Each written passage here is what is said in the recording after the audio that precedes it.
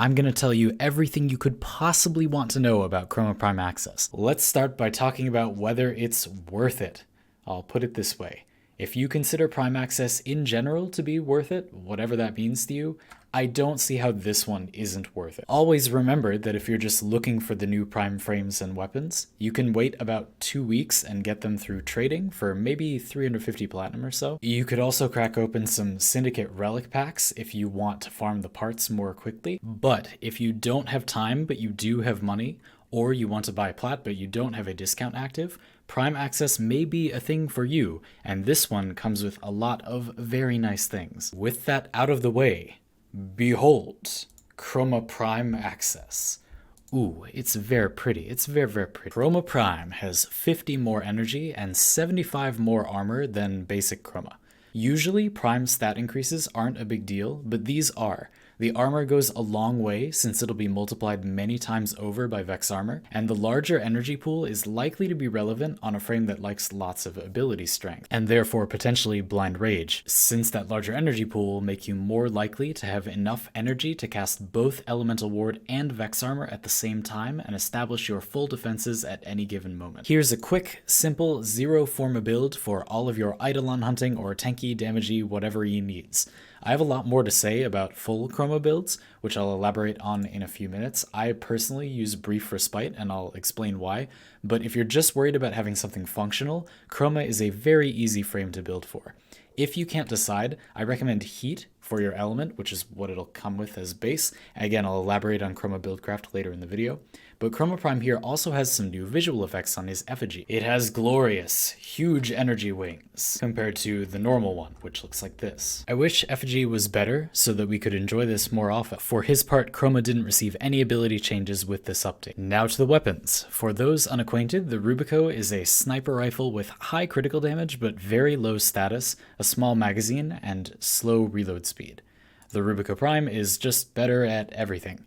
It has even more critical stats and much more usable status chance alongside a now regular reload speed and faster fire rate. It has pretty average zoom, the scoping bonus increases critical damage, and the shot combo ramps up particularly quickly compared to other sniper rifles. Here's my Zero Forma build.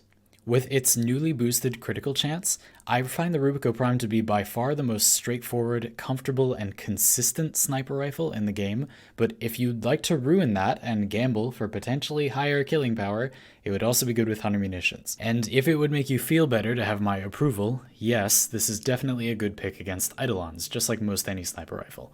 Lose the status and forget about 100 munitions, swap your element to Radiation made from vanilla elemental mods. Then we have Gram Prime, basically a slower Galatine Prime with about the same medium range but ridiculous supplemental stats and tons of damage. It also has a little special ability. Slam attacks, either from ground slams or stance combos, will ragdoll enemies in a pretty large radius.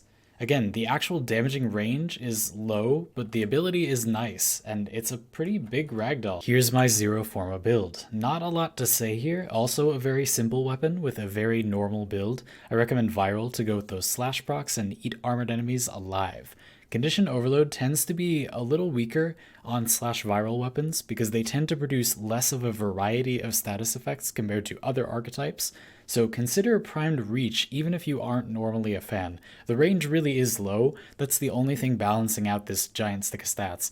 You could use Cleaving Whirlwind's Broken Bull combo and embrace the more focused damage by grouping enemies together with something like Vauban's Vortex, or you can make up for the lack of natural range by using Temple Royale's stance movement and more natural access to slam combos. Damage is just not going to be an issue with this thing. Okay, now on to the accessories pack. We've got this armor set and this Syandana. I'm going to talk about the armor set first. I think it's particularly amazing on Zephyr Prime. Here it is with default colors and the Corona Syandana.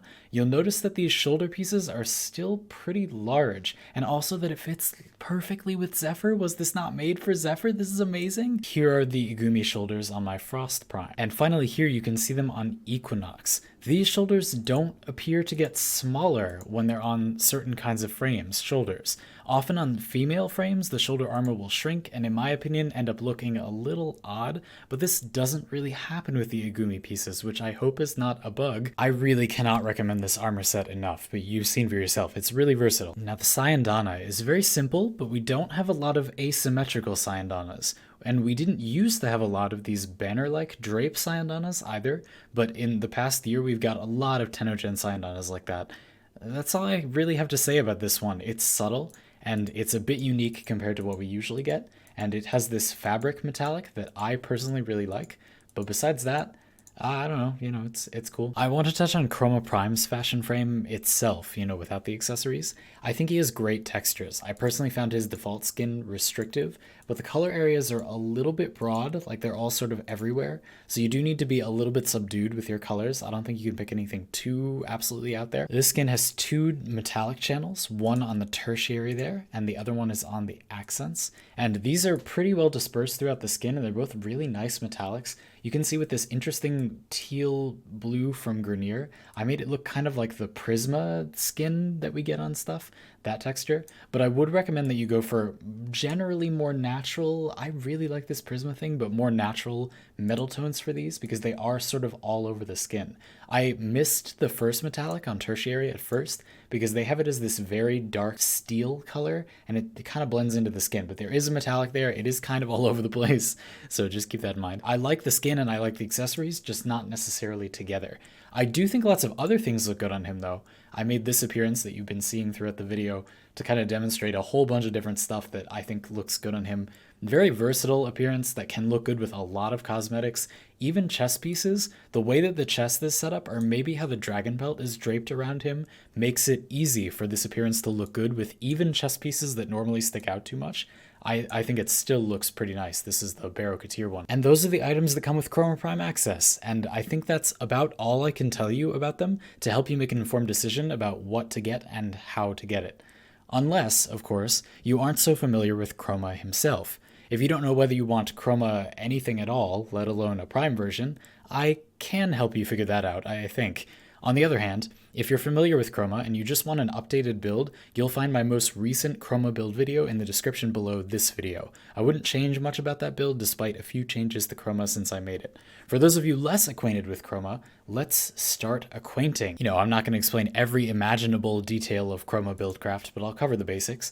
Some of Chroma's abilities work off of one of the 4 basic elemental damage types, and which one you get is determined by Chroma's current energy color. So choose fiery colors for heat, grayscale for cold, toxin colors for toxin, and blurples for electricity. We'll talk about which elements are useful for what in a bit. Chroma's first ability is an elemental breath attack. You breathe a stream of your chosen element, which does damage and status effects in a cone in front of you. You can still parkour and use other abilities while using your breath, but you can't shoot, and the breath just toggles on and off. As with all frames, you should go check the wiki to learn more about which ability stats affect which aspects of Chroma's abilities, and try to test everything and confirm it for yourself too. The second ability is called Elemental Ward, and it creates a buffing and debuffing field around you.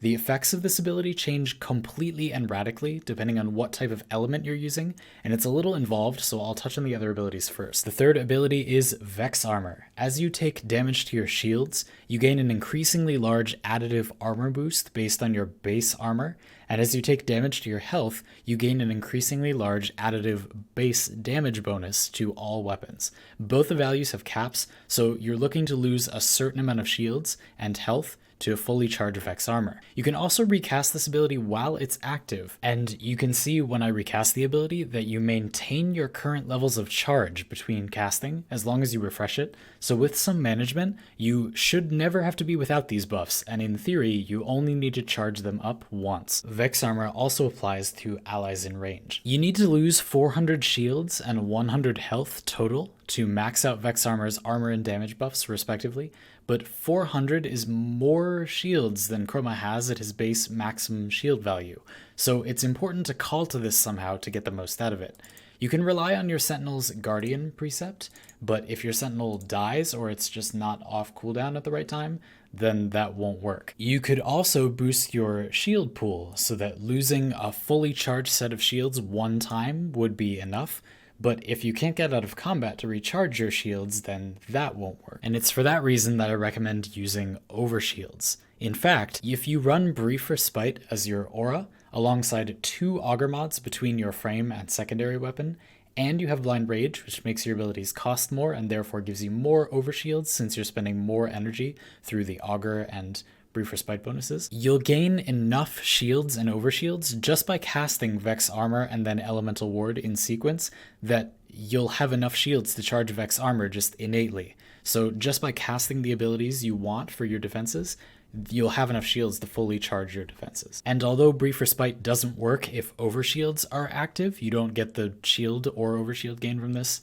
if you have overshields. If you have that much shields already that you're poking into overshields, then you don't need this, and the augur bonus does work when you have overshields, so you'll always have enough. Anyway, the point is that this allows you to just use Vex Armor as a straightforward buff ability that has no risk of not being able to be charged. You don't have to worry about that at all. It just kind of removes it as a mechanic. If you're not sold, I'll talk a little bit more about why I recommend that. It has to do with Chroma's abilities as a whole. So the 4th ability is Effigy. You take off your dragon pelt and reveal your knightly form beneath it. The pelt becomes a turret that breathes your chosen energy color and does special moves and stuff, while your frame loses some armor but gains some movement speed.